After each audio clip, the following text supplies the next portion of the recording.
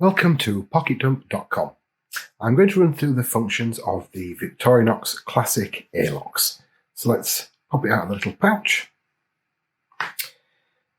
So you can see that this isn't the classic Swiss Army knife Solidor scales. It's actually made from a material that they call Alox, which is a stamped aluminium which has been given a protective coating. It's nicely textured and feels great in the hand. Let's take a look at the first tool.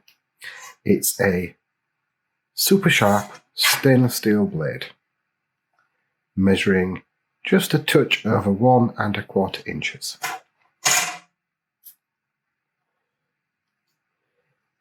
On the other side, we have a tough, long-lasting nail file, which has tapered at the tip to create a small, flat-headed screwdriver.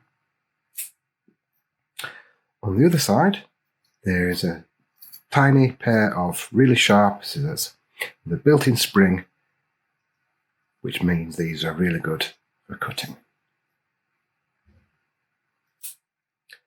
A really tactile, really attractive pocket penknife that's completely UK legal because the blade is less than 3 inches and there is no locking mechanism or assistance.